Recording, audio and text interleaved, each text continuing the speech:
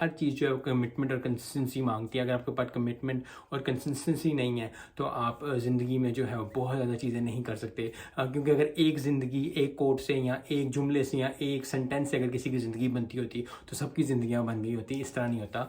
हर काम जो है वो टाइम लेता है, हर काम जो है वो हार्ड वर्क लेता है। चाहे वो छोटे से छोटा काम हो, बड़े से बड़ा काम हो, आपकी हेल्थ का आपका हेल्थ का है, आपकी जॉब का है, आपकी यूनिवर्सिटी का है, आपके स्कूल का है, आपके कॉलेज का है, कोई भी ऐसी चीज़ है।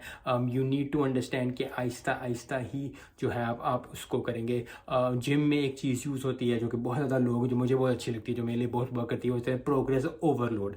प्रोग्रेस ओवरलोड का मतलब होता है कि आहिस्ता आहिस्ता जो है चीज़ों को इंक्रीज़ करते हो। जैसे जैसे आप जो है उस एक्सरसाइज में बड़े बनने की कोशिश करते हो, जैसे जैसे आप उस एक्सरसाइज को करना शुरू करते हो, आप कंफर्टेबल फील करते हो, फिर आप वेट बढ़ाना शुरू करते हो। आप जैसे साथ जो है 120 130 नहीं उठा सकते। यस, मैं उठा सकता हूँ, लेकिन मेरी कमर जाएगी, मेरे हाथ जाएंगे, मेरे पैर जाएंगे और मैं इंजर्ड होकर चला जाऊँगा।